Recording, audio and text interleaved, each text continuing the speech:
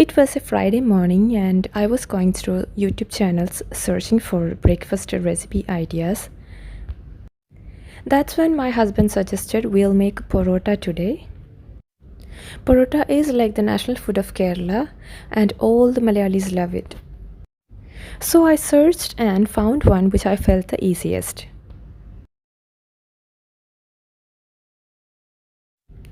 Because of the lockdown and stay at home, if we can't buy it, we'll make it.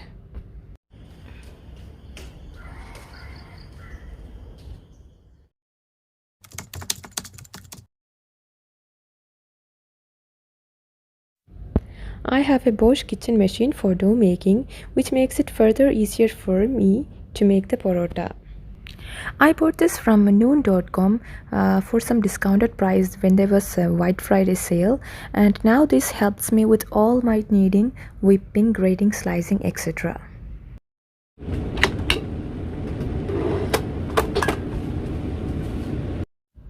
Into the bowl I have taken 3 cups of all-purpose flour with enough salt and 1 cup of water. The main highlight of this recipe is that it has only 3 ingredients other than water.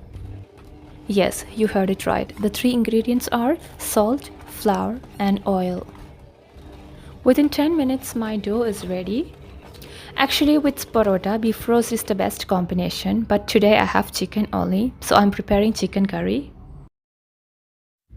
I just covered it with a wet cloth and let it rest for 10 minutes. Make lemon-sized balls out of it and flatten it using a rolling pin.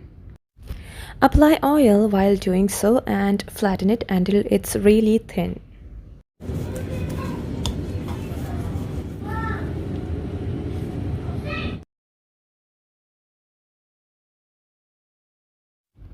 Now, as you can see, it has come out really thin, and let's fold it as shown.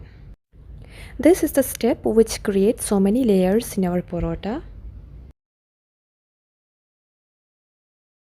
Now, let's roll it into a disc like this.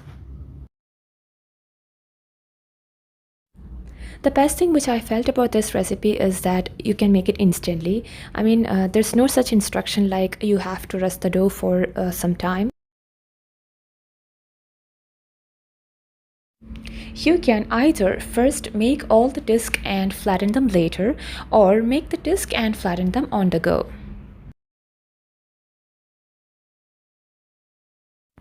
And again, before flattening the disc, you can smear some oil. I have used sunflower oil here. It's always better not to use coconut oil. Porota always tastes best when you add more oil. But it's up to you to add less and make it healthier, as it is homemade. If the oil added is more, you don't even need to use a rolling pin. You can just flatten it with your hands. But since I have added less oil, I'm using a rolling pin to flatten it. I'm cooking it in an iron pan on a medium flame. While that is cooking, I'm rolling out the next porota.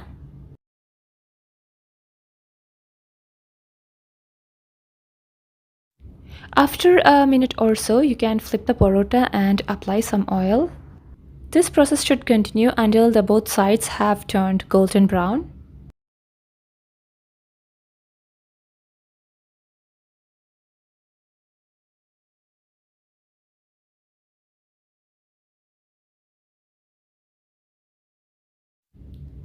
You can see very well, right, how beautifully the layers have formed. Once done, remove from heat and store it in a hot pot until 4 to 5 parotas are ready.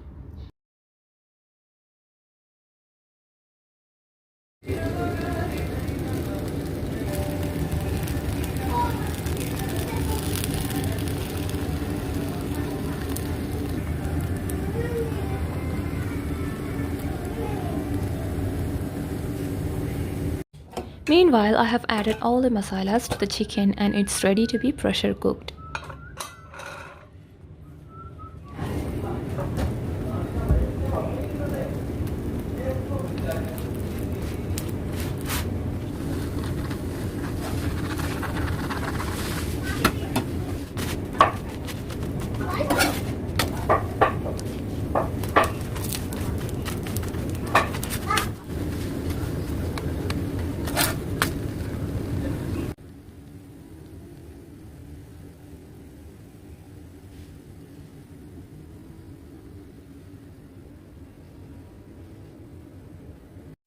Now it's time to fluff up the layers. Stacking 4 to 5 parotas and tapping with both hands on its sides will separate the layers.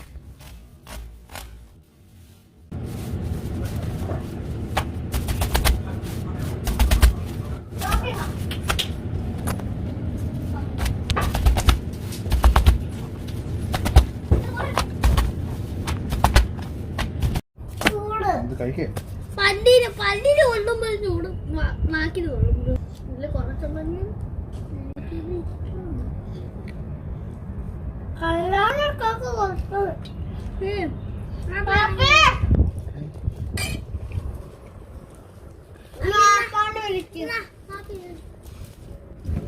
എല്ലാവരും photo എടുക്കുന്നേ.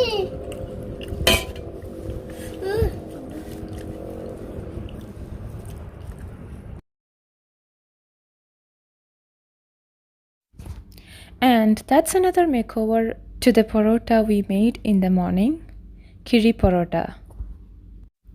I made it by layering 2 parotas with chicken curry in between and wrapping it all with aluminum foil and steaming it for 2 to 3 minutes. But it will taste heavenly if you're making Kizhi Porota wrapped with banana leaf. Hope you all enjoyed watching this video. Please give a thumbs up if you liked it and subscribe to my channel if you haven't already.